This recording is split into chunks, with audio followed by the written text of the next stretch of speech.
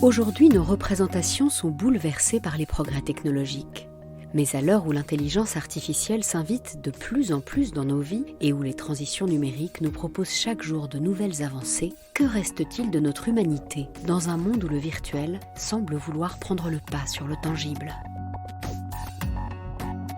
Bienvenue dans ce podcast de l'IHEST, l'Institut des hautes études pour la science et la technologie. Nous allons vous proposer la synthèse d'une conférence éclairante donnée dans le cadre des derniers cycles nationaux de formation qui étaient justement consacrés aux transitions. Jean-Michel Beignet, philosophe et spécialiste des sciences, est venu apporter aux auditeurs de l'IHEST son regard éclairé et critique sur les transformations technologiques de nos sociétés.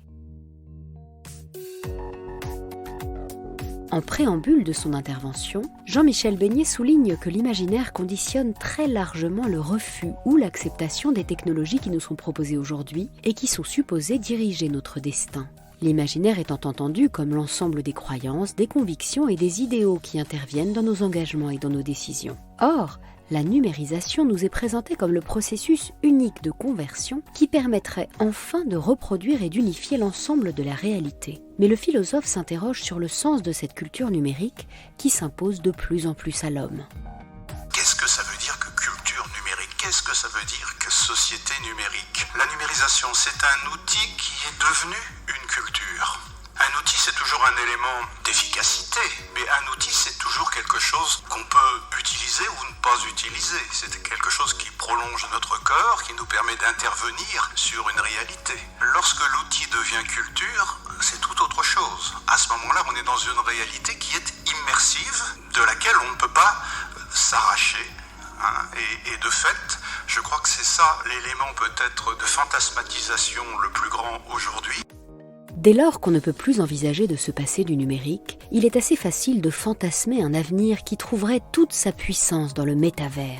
Jean-Michel Beignet fait le lien entre le processus de numérisation et la recherche du code universel qui caractérise toutes les grandes religions pour expliquer l'origine et l'harmonie de toute chose. C'est quelque chose d'un petit peu étonnant. La suite de 0 et de 1 pour convertir et décoder l'ensemble des phénomènes, cette suite qui permet l'interopérabilité des systèmes, qui concerne la perception, les images, les textes, etc., les émotions aussi, eh bien cette suite constitue une manière d'unification, et c'est l'une des étymologies de religio. Religio, la religion, c'est l'unification. Et là, on a affaire à une unification qui est assurément désacralisée, désacralisante même, et qui recourt à des symboles, qui ne sont plus les symboles pourvus de contenu sacré, mais ce sont des symboles seulement opératoires.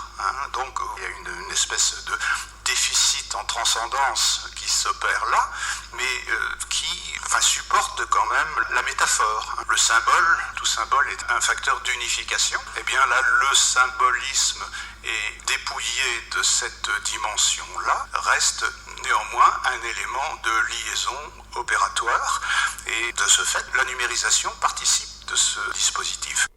Ainsi, le philosophe voit dans la numérisation la réalisation d'un vieux projet métaphysique qui a inauguré la modernité au XVIIe siècle. À travers lui, on a commencé à projeter dans les sciences et dans les techniques bon nombre d'idéaux. Il s'agit du projet métaphysique que Descartes nommait la Mathesis Universalis. Descartes s'était mis dans l'idée de regrouper l'ensemble des disciplines scientifiques à travers une science matricielle, l'algèbre, une sorte de science des sciences qui assurerait l'unification des savoirs. 3 siècles plus tard, aux États-Unis, Norbert Wiener, à son tour, a cherché un langage unique, une utopie épistémologique qui aurait vocation à réunir et mobiliser des scientifiques d'horizons extrêmement variés.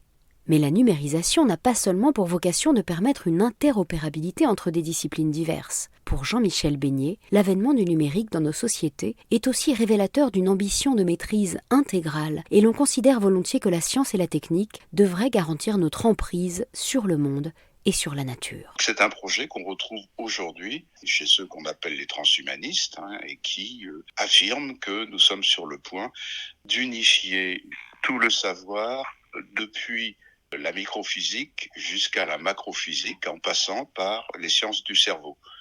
Donc on nous dit, aujourd'hui on a de plus en plus de clés pour comprendre l'infiniment petit, on a de plus en plus d'instruments pour comprendre l'infiniment grand, et puis entre les deux, on a de plus en plus d'espérance de la compréhension des sciences du cerveau.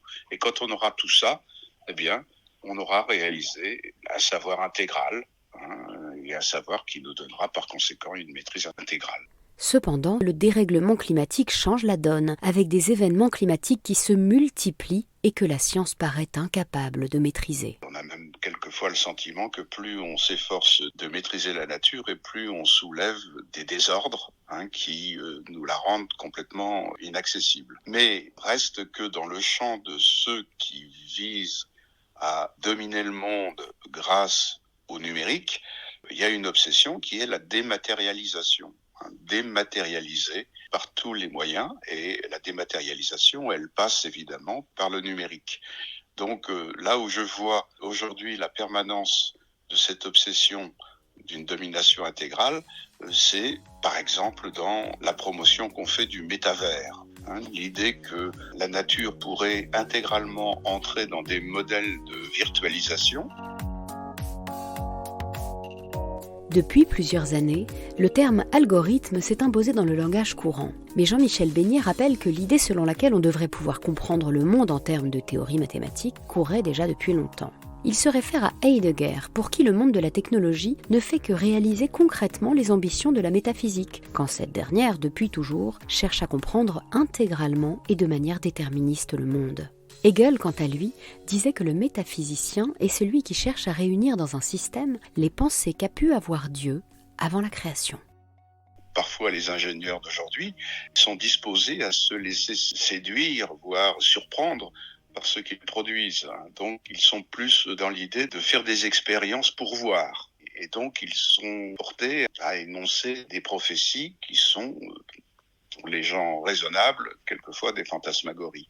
La transition numérique pourrait être une solution pour mieux comprendre le monde, mais la dématérialisation croissante qui en résulte porte aussi en elle le projet d'une artificialisation illimitée. Jean-Michel Beignet fait référence au rapport NBIC remis à Bill Clinton en 2003, qui cherchait déjà à déterminer ce vers quoi les sociétés technologiques devaient aller, et dans lequel l'une des principales thèses était d'encourager de plus en plus la dématérialisation. Désormais, grâce au numérique, les hommes veulent croire que tout est possible. Ça va même très très loin, puisque le tout est possible va jusqu'à le mind-uploading. On va télécharger le contenu de nos cerveaux sur des puces électroniques qu'on implémentera sur des organismes qu'on enverra dans le cyberespace, etc. Le tout est possible, c'est l'immortalité. On pouvait être estomaqué de voir Calico, la société créée par Google, annoncer qu'elle allait tuer la mort, puisque c'était même son slogan. Donc la numérisation est associée à cette espèce de démesure un peu délirante.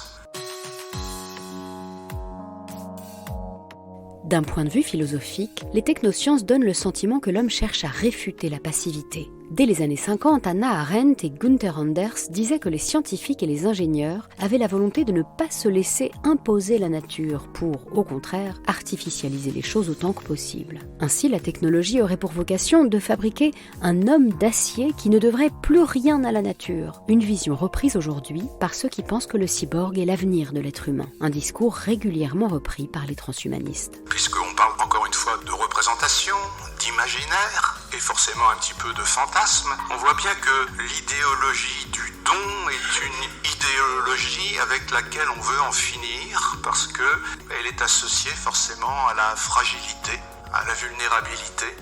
Et en ce sens, si l'on développe une technoscience, c'est pour précisément dépasser cette vulnérabilité et faire en sorte d'être les auteurs de ce qui nous arrive et non pas les récepteurs. Pour Jean-Michel Beignet, l'apprenti sorcier est devenu un critère de qualité de l'ingénieur, comme le prouvent les recherches en pharmacologie qui hybrident du vivant et de l'électronique dans l'espoir de trouver de nouveaux remèdes. Les auteurs du rapport NBIC l'avaient déjà envisagé il y a 20 ans dans ce qu'ils nommaient la pensée intégrale. La pensée intégrale, c'est lorsque nous aurons réalisé des interfaces cerveau-machine qui nous permettront d'être connectés immédiatement, sans médiation, à Internet. C'est l'idée toute bête, un petit peu naïve, selon laquelle les ordinateurs qui étaient des grosses machines au départ sont devenus des PC sur nos bureaux et puis progressivement sont rentrés dans notre poche et doivent bien finir à un moment donné par pénétrer notre cerveau tout simplement.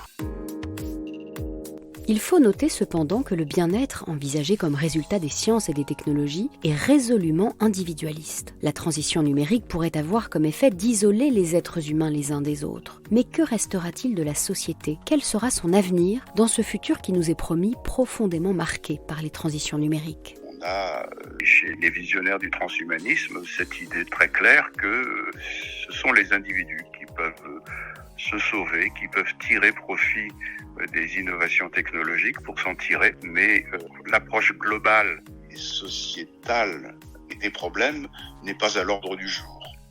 Ça, c'est quelque chose qui est un peu désespérant, mais qui va tout à fait de pair avec le développement du néolibéralisme, qui est la toile de fond des fantasmagories transhumanistes. Donc c'est ça le problème, le bien-être qui est promis, puisque les technologies nous promettent la satisfaction de toutes nos aspirations, y compris la vie éternelle, eh bien, le bien-être en question, il n'est jamais conjugué au pluriel, il est toujours au singulier.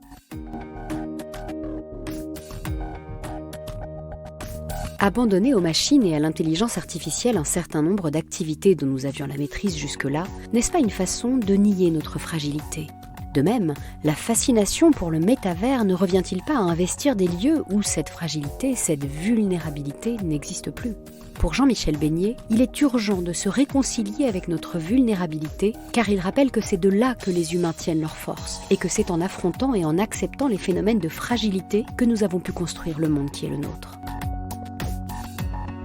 C'est la fin de ce podcast, merci de nous avoir écoutés. Vous pouvez retrouver l'intégralité des podcasts de l'IHEST sur la chaîne de l'Institut et sur toutes vos plateformes d'écoute. À bientôt!